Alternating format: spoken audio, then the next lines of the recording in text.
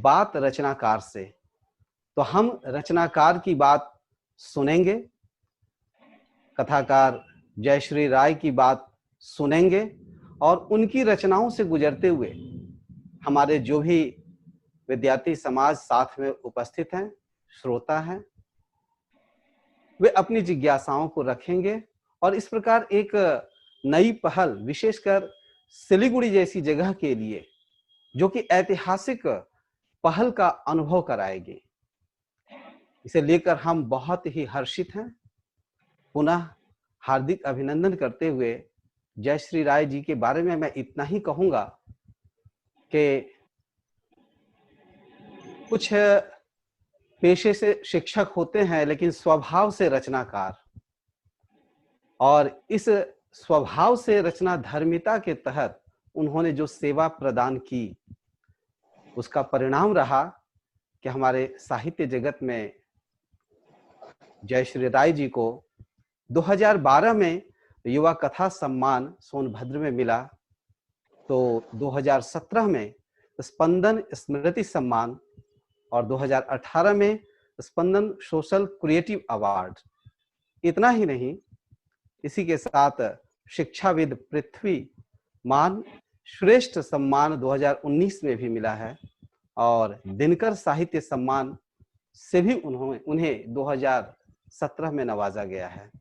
इस प्रकार संभवतः हमारे साथ मैडम जो उपस्थित हैं, उन्हें अनुमान भी नहीं होगा कि हम सिलीगुड़ी वासियों के लिए कितने गर्व की बात है कि आज अपना स्नेह हमें उपलब्ध करा रही हैं।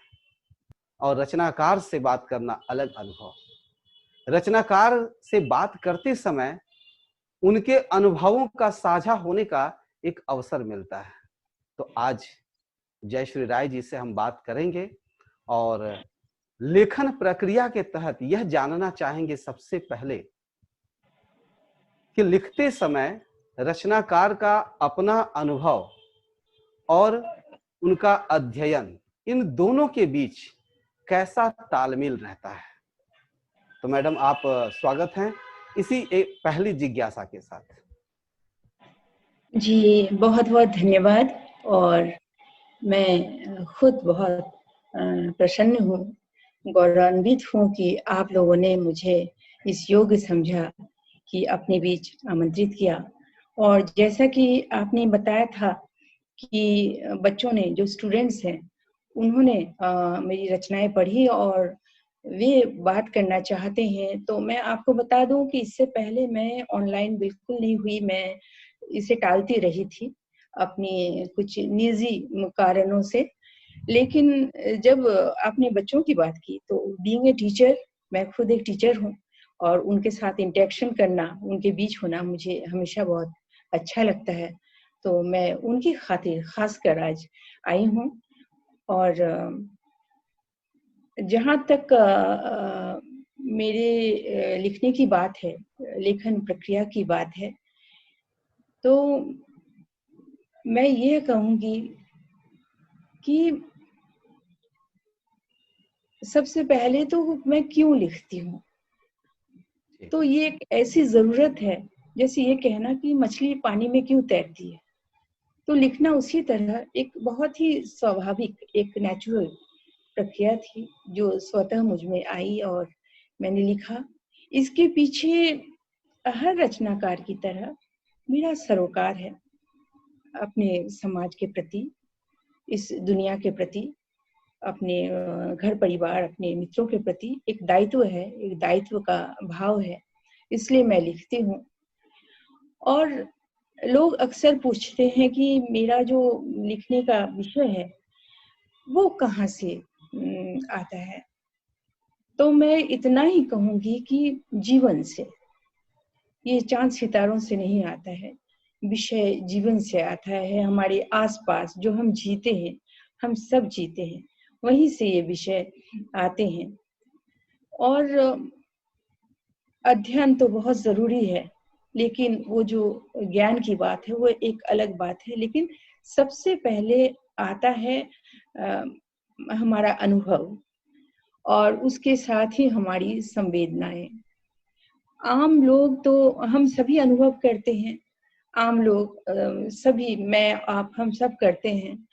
लेकिन एक लेखक और एक आम व्यक्ति के बीच बीच अगर कोई फर्क है तो वो ये कि एक आम व्यक्ति जो है वह आगे बढ़ जाता है अनुभव के साथ, लेकिन लेखक कहीं ना कहीं वही रुक जाता है और उस अनुभव को आत्मसात करता है।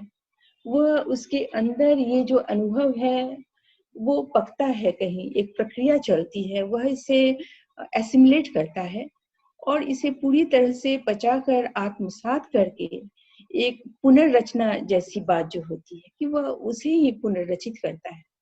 तो हम यथार्थ को, जीवन को, जो हमारे आसपास है, हम सबके जिसे हम देखते हैं, उसे ही एक लेखक अपनी रचना का विषय बनाता है और उसकी रचना करता है। अनुभव तो बिल्कुल है, जरूरी है, इसके बिना हम नहीं लिख सकते। लेकिन जब हम लिखने बैठते हैं तो उसके साथ ज्ञान, जो तथ्यात्मक चीजें होती हैं, जो बहुत जरूरी है, उनका बहुत योगदान रहता है। उदाहरण के लिए मैं बताऊं कि अगर मैं कोई ऐसी कहानी लिख रही हूँ जिसमें जो किरदार है वह एक रोगी है, वो कैंसर से पीड़ित है, तो मैं उसकी जो सफरिंग है वो तो लिखूंगी, लेकिन उसके साथ जो उसका तथ्यात्मक भाग है कि कैंसर क्या है, उसकी जानकारी मुझे होनी चाहिए। मैं हवा में कुछ बातें नहीं लिख सकती। मेरे विषय, मैंने बहुत चीजें तो ऐसी है कि वो बस संवेदना से मैंने लिखी, अपनी स्मृतियों से लिखी, अनुभव से। लेकिन बहुत सारे विषय ऐसे थे, जैसे अभी मैंने दर्दजा एक उपन्यास लिखा, वह एफजीएम पर है। एफजीएम यानी फीमेल जेनिटल म्यूटिलेशन, तो सुन्नत जिसे कहते हैं हिंदी में, तो उसके बारे में मुझे जानना था। बीच में थी संवेदना, वो दुख, औरत का दुख, जिस पीड़ा से वह गुजरती है, एक दुनिया के बहुत बड़े हिस्से में जो होता है, उसे मुझे लिखना था। लेकिन लिखने के साथ उसकी जो जानकारियां थी, तथ्य थे, उस पर मुझे बहुत रिसर्च करना पड़ा, क्योंकि मैं कुछ गलत नहीं लिख सकती थी। विषय बहुत सेंसिटिव था, कहीं ना कहीं धर्म से जुड़ा था, संस्कृति से जुड़ा था, तो मुझे उस पर बहुत अध्ययन करना पड़ा। ऐसे ही मेरे अधिक बहुत सारी रचनाएं हैं, अगर आप पढ़ेंगे। मैंने अभी एक इस पर कोलंबिया पर, मैंने वहाँ का जो ड्रग ट्रैफिकिंग है और वहाँ की जो समस्याएं हैं और जो गृह युद्ध है, उस पर मैंने एक कहानी लिखी। तो मुझे बीच में ये था कि इन सारी यातनाओं, ताड़नाओं के बीच, त्रासदियों के बीच, कैसे मनुष्य, जो मनुष्य है, मैं किसी जाति की, किसी नस्ल की बात नहीं कर रही हूँ, आखिर सब मनुष्य है, और उसकी जो सफरिंग है, उसका जो संत्रास है, उसे मुझे दिखाना था। ये दिखाते हुए मुझे वहाँ के बारे में जो तथ्यात्मक जानकारियां थी, जो स्टैटिस्टिक्स थे, आंकड़े थे, वो जुटाने थे। तो अनुभव के साथ अध्ययन का, ज्ञान का बहुत एक बहुत इम्पोर्टेंट हिस्सा है, और उस पर मैं खासकर बहुत काम करती हूँ, क्योंकि कुछ बातें आप हवा में नहीं कह सकते हैं। आप जब कहते हैं तो आप बहुत जिम्मेदारी के साथ वो कहना होता है, और मैं इस बात का हमेशा ध्यान रखती हूँ। तो मेरी कहानी में मैं उम्मीद करती हूँ कि आपको कहीं जो फैक्ट्स हैं और जो कहानी है, उसके बीच कोई झोल, कोई फांक नजर नहीं आएगा। ये मेरी कोशिश जरूर रहती है। और आगे आपका क्या प्रश्न था? जी, जी अब है कि मैम एक सवाल है कि जी कथ्य के निर्माण में उसका आपने संकेत भली भांति कर दिया, तो मैं चाह रहा जी हूं कि अब कुछ विद्यार्थियों की ओर से कुछ ऐसे सवाल आ जाएं कहानियों के आधार पर, ताकि हम बाद में जाकर कथ्य की संरचना को और अच्छी तरह से और उदाहरण के साथ समझ पाएं। जरूर तो जरूर, इसके बिल्कुल पहले बिल्कुल। जी मैं इतना ही कहना चाहूंगा, जो आपने कहा कि अनुभव और अध्ययन जिसके तहत तथ्य आता है, कहीं भी जी फांक नहीं रहना चाहिए। जी बहुत जी सटीक संकेत है, मैं समझता हूँ, कथ्य संरचना की ओर।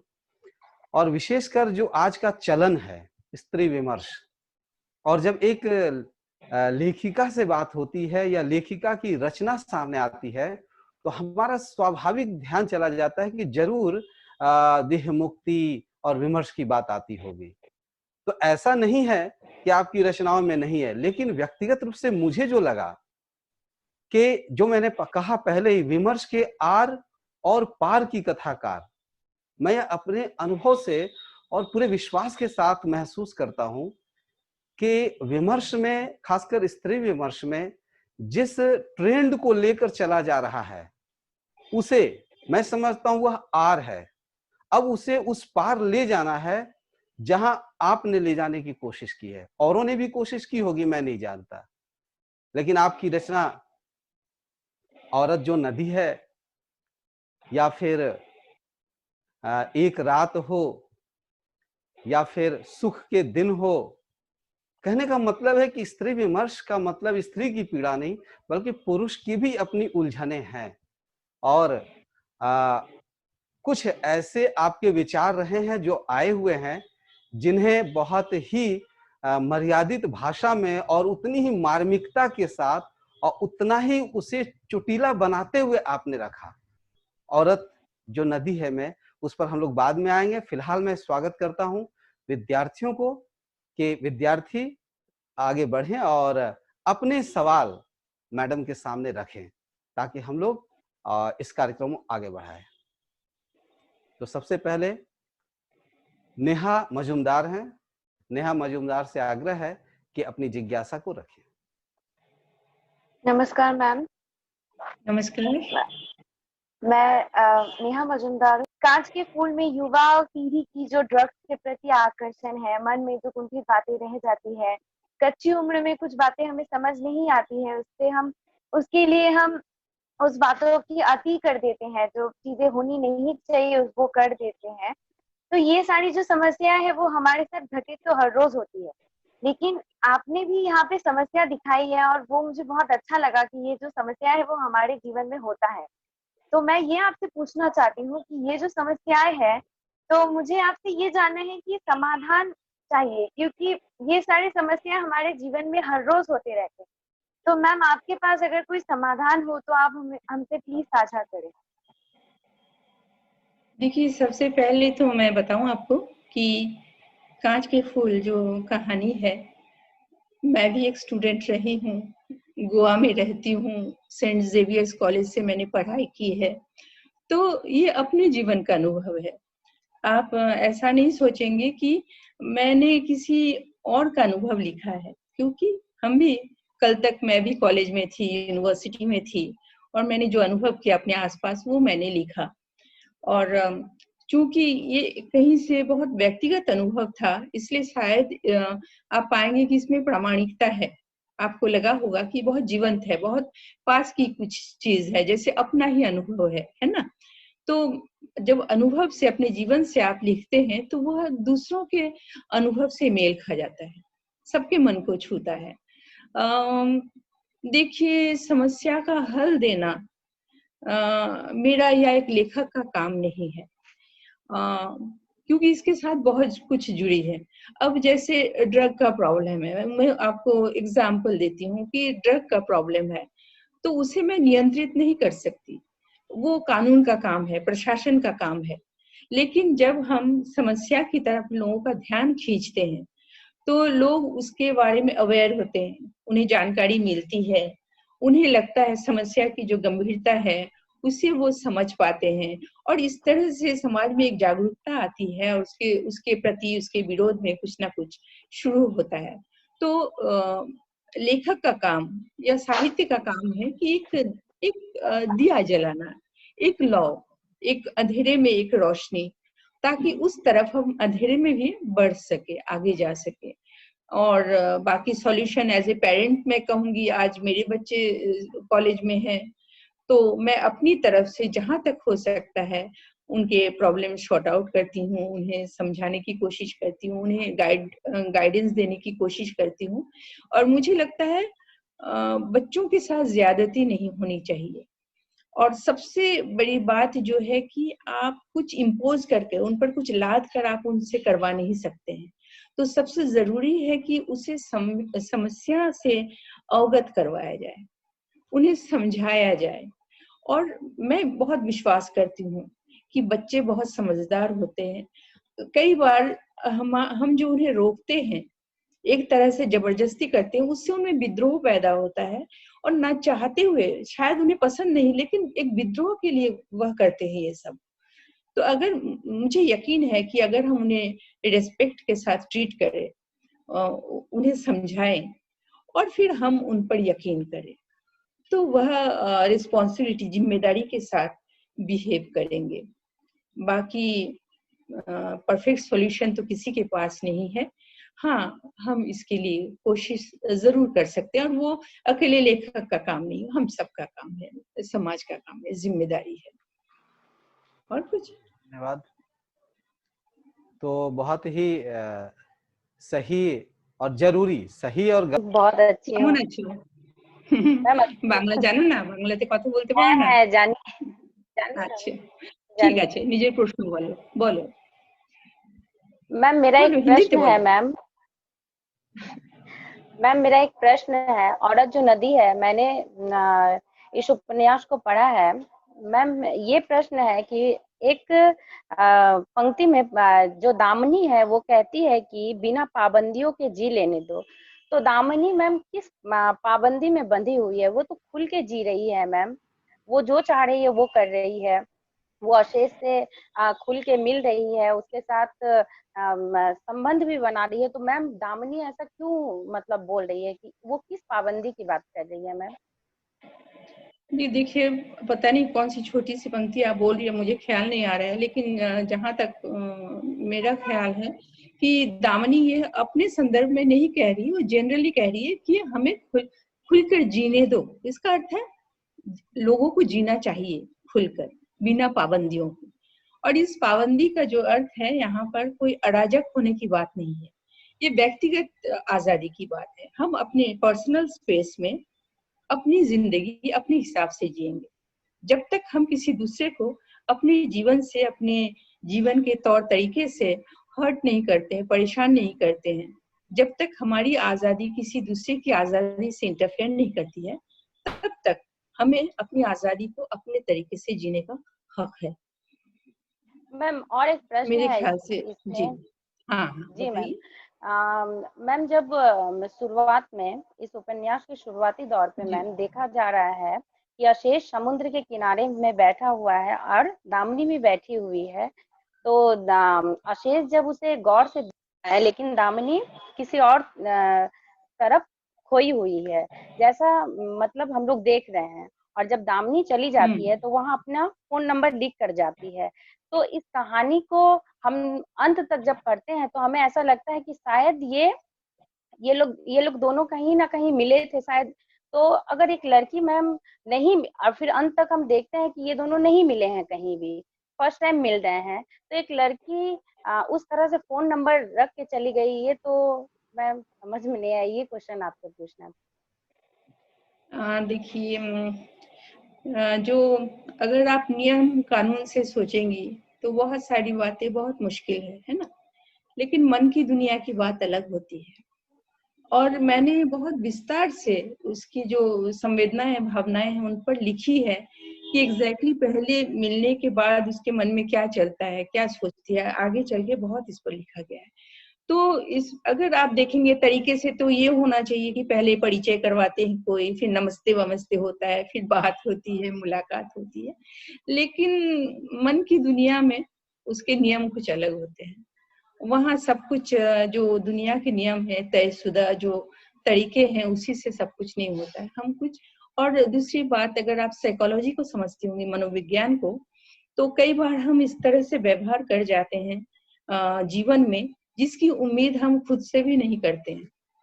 हमें लगता है ये मैंने कैसे कर लिया, या कोई एक स्थिति विशेष में जब हम होते हैं तो हम किस तरह से बिहेव करेंगे, व्यवहार करेंगे, उसकी गारंटी हम खुद भी नहीं ले सकते हैं।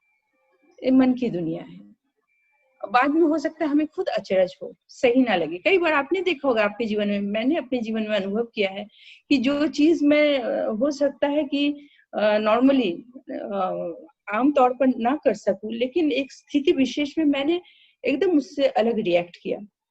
तो मन की बातों में, साइकोलॉजी, मनोविज्ञान में कुछ भी तय शुदा नहीं होता है, कुछ भी नियम कानून की किताब के हिसाब से नहीं होता है, और किताब से जीवन नहीं होता है, जीवन से किताब होता है। तो कौन कैसा व्यवहार करेगा, किस तरह से रिएक्ट करेगा, और इस पर मैंने बहुत लिखा है साइकोलॉजी। उस उपन्यास पर अभी तो पंक्ति पंक्ति मैं आपको बता नहीं सकती, आपने पढ़ा होगा, आप आगे देखिएगा कि उनका जो व्यवहार है प्रेम का, बहुत पहली नजर में उसे प्रेम होता है। क्या ये स्वाभाविक है? इस पर भी विवाद हो सकता है, लेकिन हो सकता है। कुछ भी आखिरी सच नहीं है, यह सब कुछ संभव है, जो असंभव है वह भी संभव है। तो साहित्य की दुनिया में, मन की दुनिया, जब मैं मन की बातें लिख रही हूँ, मनुष्य के व्यवहार पर लिख रही हूँ, साइकोलॉजी पर लिख रही हूँ, तो उसे आप बस किसी नियम के तहत जांच नहीं सकते। कुछ भी हो सकता है, और उसे मैंने बहुत कन्विंसिंग तरीके से लिखने की कोशिश की है आगे। हाँ, ये अलग बात है कि मैं कहाँ तक कन्विंस कर पाई हूँ, है ना। तो अपना तो पढ़ी है उस कहानी में स्त्री की विधवा हो जाने के बाद जिस स्थिति को दर्शाया गया है। ओके, तो मेरा प्रश्न यह है कि क्या स्त्री के पति की मृत्यु हो जाने के बाद स्त्री का वर्चस्व समाप्त हो जाता है? स्त्री के पति के मृत्यु के बाद स्त्री का जीवन समाप्त हो जाता है, ये आपका प्रश्न है? आवाज कट कट कर आ रही है। जी बिल्कुल नहीं समाप्त होता है। यही तो इस कहानी का उद्देश्य है, यह दिखाना कि हमारी जो समाज में ये सैकड़ों सालों से ये चला आ रहा है कि स्त्री का जीवन पुरुष के बिना कुछ नहीं, और जब एक स्त्री का पति मर जाता है, उसका सुहाग खत्म हो जाता है, तो उसका जीवन भी खत्म हो जाता है। लेकिन ये कितना गलत है, और उसकी जो त्रासदी है, उसके जो दुख है, उसकी जो समस्याएं हैं, उनको मैंने दिखाने की कोशिश की है। और आगे मैंने एक वहां पर एक रूपक रचा है, एक जैसे कृष्ण बार बार आते हैं, है ना, और अंत में जो वृंदावन में होली खेली जाती है, उसका अर्थ क्या है? उसका अर्थ ये, और कृष्ण वहां पर आते हैं खुद।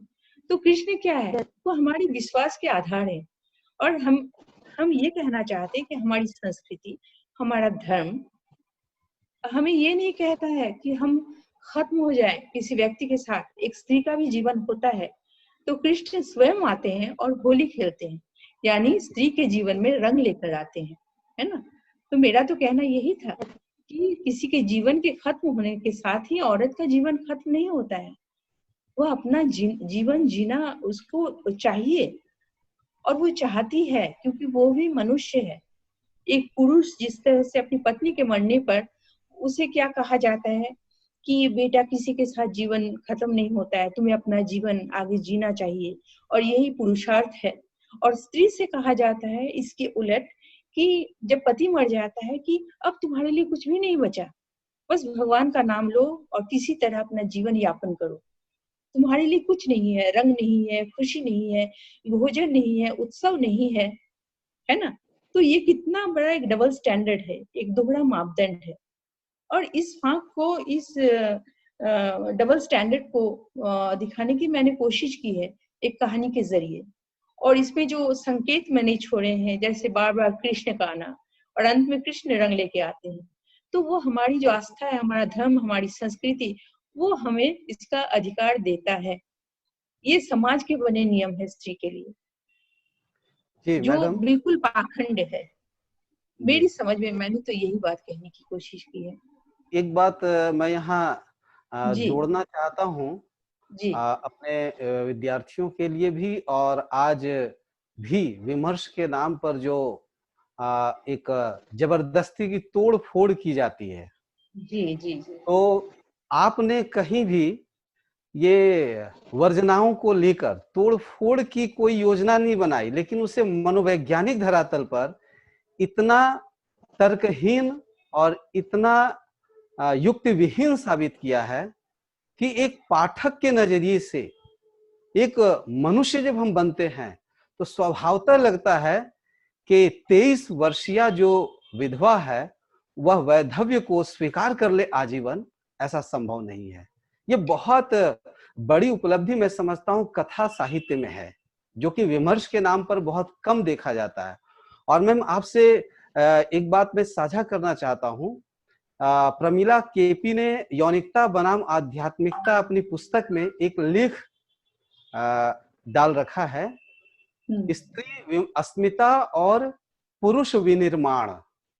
यानी कि स्त्री कैसे चाहती है कि उसके अनुसार पुरुष का एक निर्माण हो जाए, जो कि संभव नहीं है। और इसलिए कहती हैं कि पुरुषों का मनोवैज्ञानिक संस्कार किया जाना जरूरी है, तब जाकर संभव है वह पुरुष जिसे विमर्श के साथ एक स्त्री उपलब्ध करना चाहती है। तो मैं समझता हूं कि यह जो मनोवैज्ञानिक पृष्ठभूमि आपने यहाँ एक स्त्री के लिए भी तैयार किया है और समाज के लिए भी, कि समाज उसे स्वीकार करे, यह कथा साहित्य की उपलब्धि है। अंजू यादव से आग्रह है कि अपनी जिज्ञासा रखें। जी, नमस्ते मैम। नमस्ते। नमस्ते। हाँ, हेलो, नमस्ते, आई कैन हियर यू। मेरा नाम अंजू यादव है मैम। मैंने आपकी सुख के दिन कहानी पढ़ी हूँ, जिसमें मेरा सवाल है, जिसमें रघुनाथ जो मुख्य पात्र है, उसमें रघुनाथ की जो स्थिति है वो बहुत गरीब है, असहाय है, और जिससे उसे अपने सुख के दिन की कल्पना करता है, और उस सुख के दिन की कल्पना में वो अपने बच्चे और परिवार के प्रति जो उसकी जिम्मेदारी है वो भूल जाता है। तो क्या उसके सुख के दिन की कल्पना करना यहाँ गलत है? मेरा ये सवाल। नहीं, देखिए, आपने इसे बहुत अलग ढंग से लिया है। वह अपनी जिम्मेदारियों से कहीं नहीं भागता है, बल्कि अपने उसी परिवार के लिए, उनके सुख के लिए, उनकी बेहतरी के लिए वह एक सपना देखता है कि वो लोग बहुत गरीब हैं। और इस कहानी में जो मेरा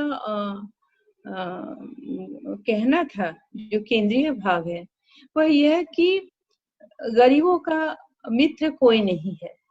सब उनकी भावनाओं का दोहन करते हैं, शोषण करते हैं। सबके पास एक ताश का पत्ता है, कोई धर्म का पत्ता चलता है, कोई जाति का, कोई गरीबी का, कोई भाषा का। लेकिन अंततः हम पाते हैं कि राजनीति में लोग सिर्फ अपनी रोटियां सेकने आते हैं और दूसरों के जो इमोशंस हैं उन्हें कैश करते हैं और अपना फायदा करते हैं। गरीबों का दोस्त कोई नहीं है। अब चूंकि हमारे देश में बहुजन समाज है, गरीब लोग हैं, तो वह भी एक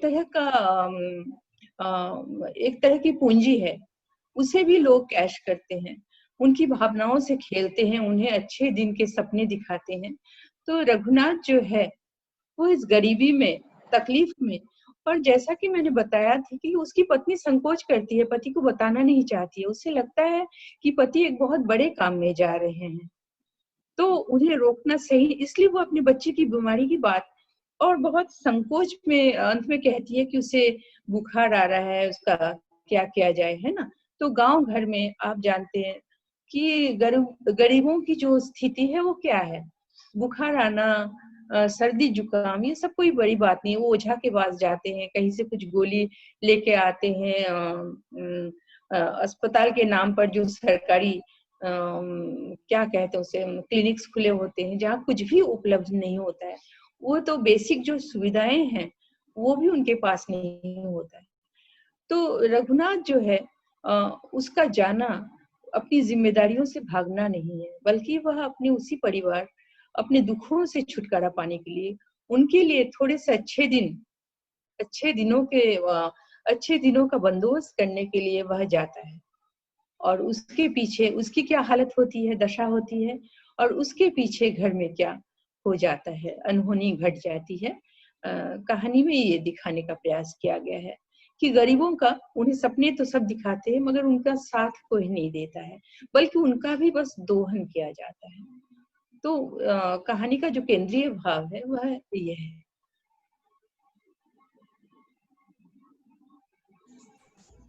आगे बताइए। बिल्कुल नए आयाम को लेकर यह कहानी है कि कैसे आज जहां राजनीति के अलावा और कोई दूसरा रास्ता निकट का नहीं बनता, जहां से हम अपने लिए, परिवार के लिए सुख सुविधाएं जुटाएं, ऐसा एक माहौल बना हुआ है। और ऐसे माहौल में एक राजनीतिक कार्यकर्ता कह लें या रैली में जाकर अपनी कुछ सुविधाएं जुटाने वाला युवक कह लें, वह कैसे ठगा जाता है और वहां लाठी चार्ज भी होती है। आश्चर्य की बात है, जिस नेता की रैली में जा रहे हैं वे नेता इनके बीच आ भी नहीं पाते हैं और ऊपर ही ऊपर हेलीकॉप्टर से निकल जाते हैं। तो यह है किस तरह से एक राजनीतिक माहौल में युवा समाज को सजग बने रहने की जरूरत है। जी मैम, नमस्ते मैम। मैंने पहले ही आपको कही थी कि मैंने आपकी साथ चलती हुई उपन्यास पढ़ा है मैम, मुझे वो बहुत अच्छा लगा।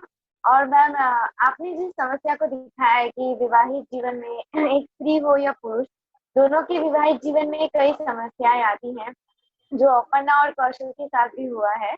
तो तो यहाँ पे आपने मालिनी को भी दर्शाया है कि वो किस तरह से अपने अकेलेपन से नहीं जूझकर आत्महत्या का मार्ग चुनती है।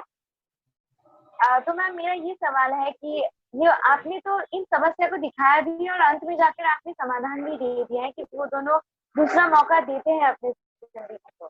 तो मैम पहले तो ये सवाल है कि मैम इसका फिर उद्देश्य क्या रह जाता है? क्योंकि मैम हम जब पढ़ते हैं, हम तो पाठक वर्ग हैं, तो हम जब पढ़ते हैं तो मैम हम किस उद्देश्य से पढ़े? क्योंकि हमें तो समाधान भी मिल गया और समस्या भी पता चल गई। से खुद को जोड़ते हैं तो हमारा जो दुख होता है वो कहीं से उसमें एक सार्थकता आ जाती है, उसको हम कुछ बनाते हैं। अंगार से हम राख नहीं बनने देते, हम दिया जलाते हैं, हम चिराग जलाते हैं। तो अपने दुखों का हम कुछ अच्छा उपयोग करें, उनको एक मैं नहीं कहूँगी अवसर में बदले, लेकिन उनका एक पॉजिटिव जब हम इस्तेमाल करते हैं तो वो कुछ बेहतर बन के सामने आता है। जी धन्यवाद। और अब मैं इसी क्रम में आमंत्रित कर रहा हूँ मनीषा रजक, हमारी छात्रा है, और उनसे आग्रह है कि अपना सवाल रखे। मनीषा रजक।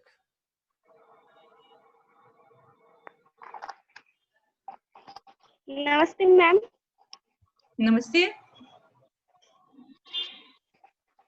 हेलो जी मनीषा, मेरा नाम मनीषा रजक है। मैंने आपका 2 कहानी पढ़ा है, एक पिंजरा और अहल्या। मुझे आपसे पिंजरा कहानी पहले पूछना है कि उसमें दाम्पत्य जीवन की समस्या को दिखाया गया है और शादी के बाद मतलब भी जो है इसमें वो अपने आप को पिंजरा में बंद पाती है, खुल के जी नहीं पाती। और उसने जो मुख्य रूप से समस्या है इसमें दिखाया गया कि जो समय के साथ सब चीज बदलता है, तो सामंती पुरुष वाला सोच जो अभी भी पुरुषों में विकसित है और हम लोग भी साहित्य में ये देखते, तो ये बदल अगर बदला है तो साहित्य में क्यों नहीं दिखता? देखिए, अगर आप ये कह रही है कि जीवन में ये समस्याएं अब नहीं रही या बदल गई हैं या बेहतर हो गया है, जरूर पहले से स्थिति अभी बेहतर है। और जो 100 साल पहले जो समाज था आज वो नहीं है। लेकिन यह भी सच है कि जो सामाजिक परिवर्तन होते हैं वह बहुत औचक, बहुत अचानक से नहीं होते हैं, वो ड्रास्टिक नहीं होते, वह धीरे धीरे होते, वो अपने समय पर परिवर्तन आते हैं। तो कहानी ये कहना सही नहीं होगा कि साहित्य में यह दिखता नहीं है। इस कहानी में आपने ये पढ़ा, लोग विषय उठाते हैं। मैं यह मानती हूँ कि समाज जो है उसमें कुछ बेहतर परिवर्तन आए हैं, कुछ बेहतरी के लिए, लेकिन समाज अभी तक पूरी तरह से नहीं बदला है। तो अभी भी जरूरत है कि जो इसकी सच्चाई है, हिंदुस्तान हमारा देश एक इतना बड़ा देश है, इसके विभिन्न वर्गों में उनके जो यथार्थ है वह अलग अलग है। एक समाज, एक वर्ग, एक स्तर जो है, एक क्लास जिसे कहते हैं, वो बहुत ओपन है, खुला हुआ है या बहुत उन्नति कर चुका है। लेकिन वही कुछ ऐसे समाज हैं जहाँ तो अभी तक रोशनी नहीं पहुंची है, लोग आदिम स्थिति में जीते हैं। तो हम जनरलाइज नहीं कर सकते, हम यह नहीं कह सकते, सामान्यकरण नहीं कर सकते हैं कि पूरे समाज में या तो बदलाव आ गया है या नहीं आया है। कहीं बदलाव आ रहे हैं, कहीं आने की प्रक्रिया में है, कहीं आ चुका है। तो साहित्य इन सारी चीजों को समेटता है। तो अगर मैंने इस कहानी में इस समस्या को दिखाया जो बहुत है, प्रिविलेंट है, खासकर जो नॉर्थ इंडिया, नॉर्थ बेल्ट है, जो भारतीय समाज के कुछ इस तरह के समाज जो हिस्से हैं, उनमें ये समस्याएं बहुत ज्यादा है। अब मैं गोवा में रहती हूँ, तो यहाँ का जो समाज है वह बिल्कुल अलग है, लेकिन इसके आधार पर मैं कहानी लिखूंगी तो वो पूरे देश का सच नहीं होगा जी। तो इस कहानी में मैंने एक समस्या दिखाया है, मुझे लगता है जो अभी भी प्रिविलेंट है, अभी तक भी बना हुआ है, वही कहीं नहीं है। तो साहित्य हर तरह के सच को उठाता है समय समय पर। जी धन्यवाद। मैम, मैं आपकी एक कहानी पढ़ी हूँ, काली कलूटी, जिसमें इस कहानी के केंद्र में लावण्या बोल के एक लड़की रहती है मैम। तो वो मैम पढ़ी लिखी भी है, गुणवती भी है मैम, लेकिन काली है, सुंदर नहीं है। तो यहाँ तक कि मैम उसे अपने समाज से तो दूर की बात है, उसे अपने परिवार में भी वो सम्मान, वो इज्जत नहीं मिलता जो वो उसे मिलना चाहिए मैम। तो मैं ये मेरा ये प्रश्न है मैम कि कहानी का जो अंत है ये हताशा लिए हुए है मैम, तो इसका निदान क्या है मैम? लावण्या जैसी लड़की हम अपने आसपास में हर जगह देख पाते हैं, तो इसका मैम देखिए, समाधान क्या है? बात वही है कि वह पढ़ी लिखी है ना, वो आत्मनिर्भर भी है, लेकिन हमारे समाज की जो मानसिकता है वह किसी से छिपी नहीं है, क्योंकि आज भी स्त्री का जो मुख्य गुण माना जाता है, जिससे उसे जज किया जाता है, वह उसका रूप है, उसका सौंदर्य है। कहा जाता है एक बहुत सुंदर लड़की हो तो वो कम पढ़ी लिखी हो या गुण ना हो उस तरह के, फिर भी वो बहुत अच्छे घरों में चली जाती है, ब्याही जाती है। रूप, लोग, त्वचा, ये तो एक बहुत बड़ी समस्या है। और हम जैसे देशों में रंग तो एक बहुत बड़ी हमारी ग्रंथि में है, हमारे अंदर एक बहुत हीन भावना या जो भी हो कि हम रंग के पीछे भागते हैं, और ये एक सच्चाई है। जमाना बदल रहा है, लेकिन देखिए वो लड़की पढ़ सकती है, नौकरी कर सकती है, लेकिन वो सिर्फ पढ़ी है या नौकरी कर रही है इसीलिए कोई उसे पसंद नहीं करेगा, क्योंकि उसकी मानसिकता में तो उसका रूप ही सबसे पहले है। बोलते हैं ना कि पहले क्या कहते हैं उसको, पहले फिर गुण विचारी, पहले रूप देखते हैं फिर गुण विचारते हैं लोग। और हमारे समाज में तो मुझे लगता है, और वैसे भी अगर आप स्टेटिस्टिक्स देखेंगे तो औरत के लिए उसका सबसे बड़ा गुण आज भी, क्योंकि ये पुरुषवादी समाज है, उनका वर्चस्व है, तो एक पुरुष के लिए सबसे महत्वपूर्ण है स्त्री का रूप, शरीर। मैम यहाँ आप बोल रहे हैं कि एक पुरुष के लिए सबसे बड़ा स्त्री का रूप होना, तो उसकी माँ तो एक स्त्री है, फिर भी उसकी माँ भी उसे दुत्कार रही है मैम, उसकी भाभी भी दुत्कार रही है मैम घर में। उसकी माँ उसको नहीं दुत्कारती है, उसकी भाभी दुत्कारती है, लेकिन ये अनुकूलन है। हमारे सब कुछ इस समाज में बना है उसी पुरुषवादी, वो जो पितृसत्ता है, उसी मानसिकता के अनुकूलन में स्त्रियां भी है। ये मानसिकता की बात हो रही है, किसी पुरुष विशेष की बात नहीं हो रही है, कि वो जो मानसिकता है उससे स्त्रियां भी प्रभावित है, क्योंकि उनका युगों का अनुकूलन है इस समाज में। हम उसी तरह सोचते हैं जैसा हमारा समाज हमें तैयार करता है। हमारी मानसिकता, हमारा दृष्टिकोण, औरतें क्यों कहा जाता है कि वो औरतों की सबसे बड़ी दुश्मन होती है, ये मानसिक गुलामी है, उसका अनुकूलन हुआ, कंडीशनिंग हुआ है, इसलिए औरत भी पुरुषवादी जो सोच है उसको आगे बढ़ाती है। तो यहाँ किसी व्यक्ति विशेष की बात ना होकर उस मानसिकता की, प्रवृत्ति की बात हो रही है, पुरुषवादी। ये लोग सब करते हैं। मैम तो ये बहुत बड़ी सच्चाई है और हम अपने आसपास हर तरफ देख सकते हैं कि आप देखिए फेयरनेस जो क्रीम है वो सबसे अधिक उसकी बिक्री होती है। आप इस प्रोडक्ट को अगर देखेंगे, जो सौंदर्य प्रसाधन होते हैं उनका सबसे बड़ा बिजनेस होता है। उनका विज्ञापन आप देख लीजिए, उसमें कहते हैं एक्स फैक्टर, आप उसमें लिखते हैं, दिखाते हैं, आपने देखा होगा कई ऐड कि आप कितनी भी इंटेलिजेंट हो, कुछ हो, लेकिन वो एक्स फैक्टर चाहिए। अगर आपके पास आपका रंग गोरा नहीं है तो आपको अवसर नहीं मिलेगा, आपको आगे बढ़ने का मौका नहीं मिलेगा। एक रिपोर्टर इंटरव्यू लेने जाती है और वो सांवली होती है तो उसे लोग धकेल कर पीछे कर देते हैं, लेकिन वही जब एक गोरी लड़की आगे बढ़ती है तो हीरो खुद आके उसका हाथ पकड़ कर उसे अपने पास बिठा लेता है और कहते हैं देखिए ये एक्स फैक्टर है। तो ये तो मानसिकता है मैम। तब क्या मैम हम मान ले कि एक लड़की की सुंदरता ही समाज या परिवार के लिए मायने रखती है, उसका गुण कुछ भी नहीं मैम? ये देखिए, हमें ये मानना नहीं है, हम वो नहीं कह रहे जो होना चाहिए। होना तो ये चाहिए कि एक मनुष्य को उसके गुणों से पहचाना जाना चाहिए, है ना? लेकिन होता वो नहीं है, तो जो है उसकी बात हम कर रहे हैं। जो होना चाहिए उस आदर्श समाज की नहीं। अगर मैं कहानी में लिख देती कि एक बहुत कुरूप लड़की है, ये है, लेकिन चूंकि वो बहुत अच्छा गाना गाती है या वो पढ़ी लिखी है तो लोग उसको सर आंखों पर बिठा रहे, कोई राजकुमार घोड़े पर उसको बैठा के ले जा रहा है, क्या आप इस बात को यकीन कर पाती? वो संभव नहीं था, क्योंकि एक कुरूप स्त्री को कोई एक राजकुमार अपने घोड़े पर बैठा के नहीं ले जाएगा। ये सच्चाई है और हमें इसी मानसिकता से लड़ना है जी। तो जब हम एक लड़की का दुख दिखाते हैं, हम ये नहीं कहते हैं कि भाई यही है, यही होना चाहिए, हम ये कह रहे देखिए ऐसा होता है और ये गलत है। हमें इस मानसिकता से बाहर निकलना है। हमें मनुष्य को उसके सिर्फ चमड़ी से, उसकी त्वचा से नहीं पहचानना है, हम उसे एक मनुष्य के रूप में उसकी पहचान करनी है। और एक स्त्री कहानी में भी तो बार बार लिखी है कि उसकी काली जो त्वचा है उसके नीचे उसकी संवेदना एक मनुष्य की है। उसे उतना ही दुख होता है जितना एक सुंदर या किसी भी मनुष्य को होता है।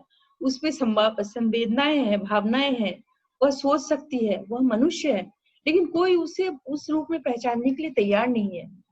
तो मेरी पीड़ा तो ये है, मैं यही आप लोगों को दिखाना चाहती हूँ समाज को कि कितना गलत है एक मनुष्य को हम उसके सिर्फ चमड़ी से पहचान लें, हम उसके अंदर कभी झांक कर देखना नहीं चाहते। कहानी में है ना, आपने पढ़ी होगी, उसमें कितनी पंक्तियां हैं। तो हम ये नहीं कह रहे, हम इसकी एडवोकेट नहीं कर रहे, एडवोकेसी नहीं कर रहे कि भाई जो कुरूप हैं उन्हें हम नकार दे और हम सुंदरता के पीछे भाग। बिल्कुल उलट, ये कह रहे हैं कि सुंदरता सब कुछ नहीं है, मनुष्य को आप उसके गुणों से पहचानिए।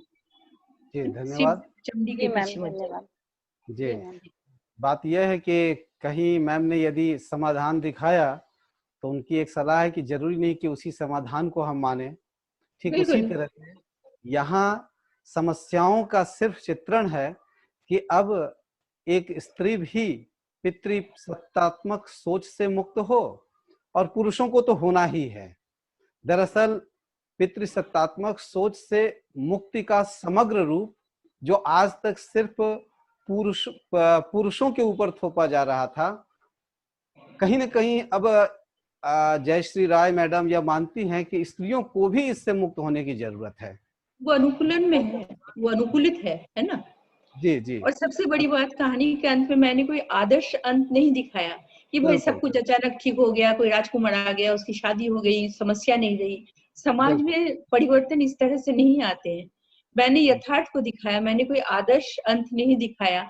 लोगों को ये बात चुभती है, लेकिन मेरे पास कलम है, मैं जो चाहूं लिख सकती हूँ, लेकिन मैं ऐसा कुछ नहीं लिख। हमारे बिल्कुल सर, बीच में इसी बीच चैट बॉक्स में एक सवाल आया है सूरजमणि ठाकुर का, जो दौर कहानी से जुड़ा हुआ सवाल पूछ रही हैं। उनका सवाल यह है कि जी, दौर कहानी में किसान आज भी आत्महत्या कर रहे हैं, तो क्या आज भी प्रेमचंद की प्रासंगिकता बनी हुई है? वहीं दूसरी तरफ दौर कहानी में ये भी दिखाया जा रहा है कि जितने भी कर्ज हैं उन कर्जों को खत्म करने के लिए नौकरी ही केवल एकमात्र रास्ता है। तो ये दोनों सवाल एक साथ पूछ रहे हैं कि क्या प्रेमचंद की प्रासंगिकता आज भी बनी हुई है, और दूसरी तरफ जीवन में कर्ज को खत्म करने के लिए नौकरी ही क्या एकमात्र सहारा है? मैडम आपसे ये सवाल है कि एक तरफ प्रेमचंद को हम प्रासंगिक बताते हैं कि किस तरह से उन्होंने किसानी संस्कृति को अंतिम कह सकते हैं एक हद तक बचाने की कोशिश की, लेकिन आपकी कहानी में जो किसान है अब इस मर्यादा को लेकर नहीं जी रहा है कि जमीन के साथ उसकी मर्यादा जुड़ी है, बल्कि अब वह किसानी छोड़कर नौकरी में अपनी मर्यादा या अपने अस्तित्व को तलाश रहा है। तो ऐसी स्थिति में हिमालय नाम का पात्र है, एक और प्रेमचंद की प्रासंगिकता और एक और उनके किसानों की आज रोजगार की ओर बढ़ता कदम, इन दोनों को एक साथ हम कैसे देख सकते हैं? नहीं, देखिए, इनके बीच कोई द्वंद्व नहीं है, कोई विरोधाभास नहीं है, क्योंकि उसके पिता जो है, इस कहानी का जो पात्र है रघु, शायद उसके पिता तो खेत से जुड़ के उसी में अपनी जान दे देता है ना।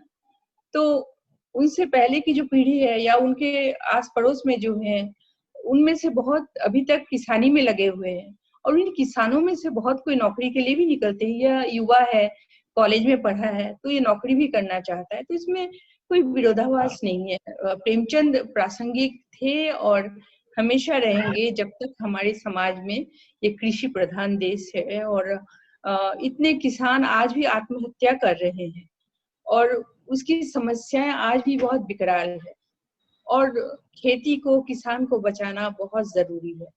तो वो समस्या अपनी जगह जस के तस है, यथावत है, और प्रेमचंद इस संदर्भ में बिल्कुल प्रासंगिक है।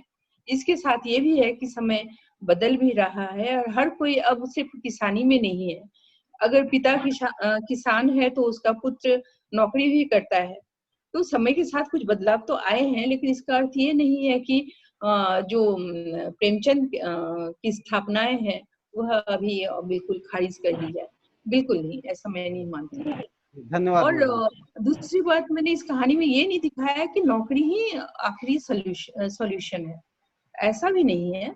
उसी गांव में कई लोग ऐसे जो किसानी करके अपनी समस्याओं को निपटा रहे हैं, लेकिन ये चूंकि कॉलेज में पढ़ा, ये नौकरी करना चाहता है और उसकी जमीन नहीं है।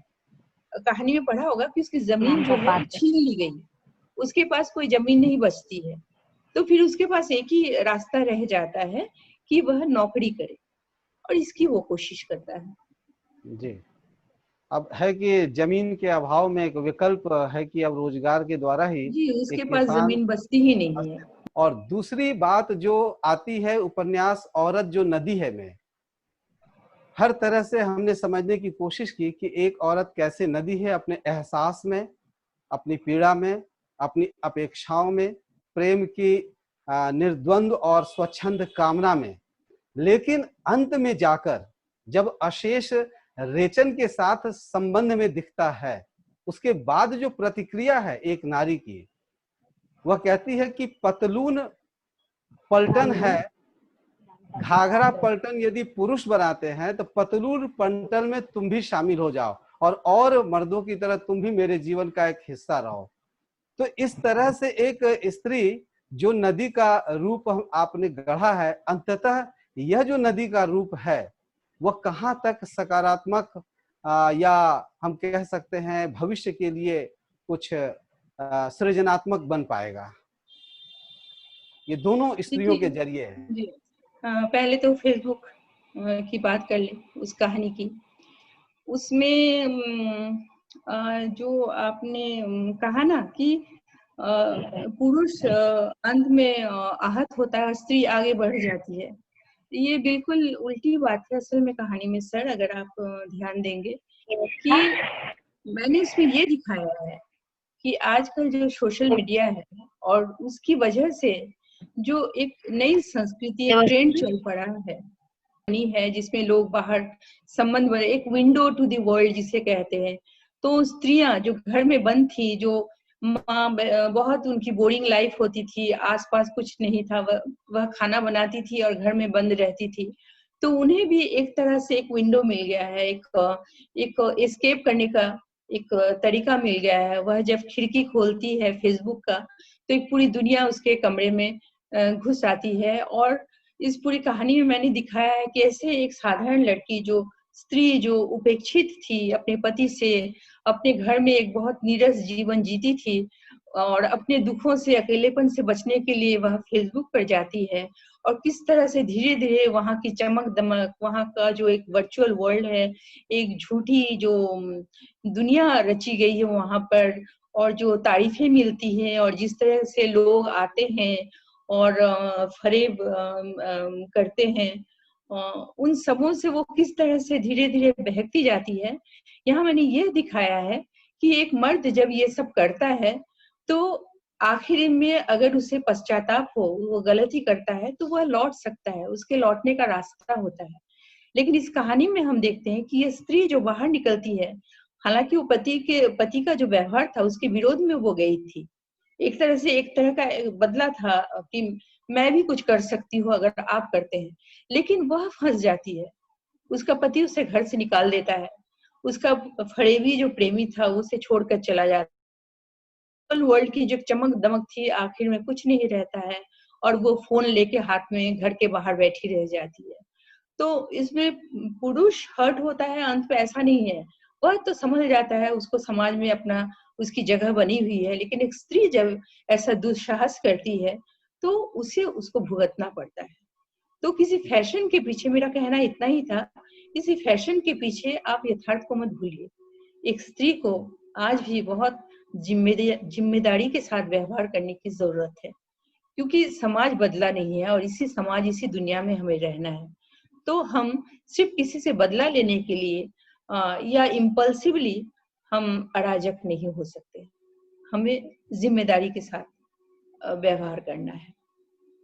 जी, हेलो, हमने देखा रेचन ने भी अपनी मर्जी से देह का इस्तेमाल किया, अंत में प्रतिशोधवश कह लें, आहत होने के कारण कह ले, दामिनी भी पतलून पलटन, हो सकता है हमारे दर्शक न समझ पाए क्योंकि इसके पीछे बहुत लंबा और बहुत मार्मिक व्यापक संदर्भ है, लेकिन पतलून पलटन की आपने कल्पना कर ली तो स्त्री इस दिशा में तो देह से मुक्त है, लेकिन पुरुष जो अब बेचारा महसूस कर रहा है कि सब कुछ स्त्री से पाकर भी जैसे लगता है कि वह ठगा हुआ है और देह में कैद पाता है, तो पुरुषों की अपनी देह से मुक्ति के लिए कोई ऐसी योजना, कोई ऐसी परिकल्पना जो आपकी किसी रचना में हो या आगे कोई अवधारणा बन रही हो कि पुरुष आखिर अपनी देह से कैसे मुक्त हो, या अपनी देह में क्यों इस तरह से कैद है कि आपने दिखाया है कि इसमें कि पुरुष कितनी वर्जनाओं में है और पुरुष का द्वंद्व है कि मस्तिष्क समझता है कि क्या गलत है, लेकिन मन उसे गलत स्वीकारने को तैयार नहीं है और इस कारण से वह बेचारगी की अवस्था में भी, चाहे हर अवस्था में, वह अपनी देह से मुक्त हो नहीं पा रहा है। तो आखिर क्यों? मेरी समझ में स्त्री और पुरुष जो हैं वह दैहिक स्तर पर समान है, मनुष्य है। यहाँ विडंबना तब खड़ी होती है जब स्त्री के पुरुष का जो शरीर है उसे मान्यता मिलती है, उसकी जरूरतों को चिन्हित किया जाता है, उसे सम्मान मिलता है कि पुरुष का जो, मर्दों की जो जरूरत है वह है और उसे पूरा करना उसका जैसे एक अधिकार है। लेकिन हम स्त्री को देह के स्तर पर बिल्कुल नकार देते हैं। हमारे लिए जो हमारा देश है और भी कई प्राचीन संस्कृतियां हैं, बहुत सारे देश हैं, टाबू है, बेसिक अवधारणा ये है कि स्त्री जो है उसे देह के स्तर पर बहुत संभल कर रहना है और उसकी जो देह है वो उसकी अपनी देह नहीं है। देह उसकी है लेकिन उस पर मर्जी समाज का चलता है, जो समाज है उसकी मर्जी चलेगी। तो एक तरह से हम जो ये सत्य को नकारते हैं कि स्त्री भी एक मनुष्य है और देह के स्तर पर उसकी भी जरूरतें हैं, उसकी भी इच्छाएं हैं, कामनाएं हैं, जिसे हर तरह से आपने खारिज कर दिया है और आपने दिखाया कि स्त्री जो है वो या तो देवी हो सकती है या कोई छिनाल हो सकती है। इन दोनों के बीच जैसे कोई विकल्प नहीं है, वो एक मानवी कभी नहीं हो सकती। ऐसी इंसान, ऐसी मनुष्य जिसके पास एक शरीर है मन के साथ, और उस शरीर की इच्छाएं भी है, उसकी जरूरतें भी है। उसे कभी माँ बनाकर, बहन बनाकर, देवी बनाकर, हम उसे खांचे में डालकर, हम उसे कहते हैं ना कि स्त्री जन्म नहीं लेती, उसे बनाई जाती, वो बनाई जाती है यहाँ पर इस दुनिया में। किसी स्त्रीवादी लेखक ने ये बात कही थी। तो स्त्री को हम बनाते हैं, वो जो है खुद है, वो एक परसेप्शन को जीती है, वो खुद को कभी नहीं जीती। हमारे समाज ने एक ऐसा ढांचा बनाया है जहाँ एक ऐसी स्त्री के लिए अवधारणा बन गई है कि उसी अवधारणा को जीने में स्त्री की जिंदगी गुजर जाती है। इस बात को हम स्वीकार करते हैं, लेकिन मेरी जो जिज्ञासा है कि आपने उपन्यास में ही दिखाया है कि जो कुछ करके अशेष सोचता है कि जो कुछ अब दामिनी करके निर्वाण को महसूस कर रही है, वही उसने किया जब रेचन के साथ, तो उसे इस तरह से अपराध बोध से अब गुजरना पड़ रहा है। तो मेरा यह सवाल है जी, एक पुरुष कैसे अपनी देह की जो स्वाभाविक स्थिति चल रही है उससे मुक्त हो? देखिए मैं बताऊं, एक्ट तो एक ही है, प्रेम जो है, जो दैहिक प्रेम है, जो सेक्स है, वो क्रिया तो एक ही है, लेकिन ये हमारी नियत है जो कभी उसे बलात्कार में बदल देती है, कि प्रेम में। सेक्स चीज तो एक ही है, लेकिन एक बलात्कारी जब उसे करता है, उसकी नियत होती है एक औरत को बलात् हासिल करना, तो वह एक पाप बन जाता है, एक अपराध बन जाता है। और वही जब कोई प्रेम से करता है तो वो उसके लिए एक निर्वाण का मार्ग बन जाता है।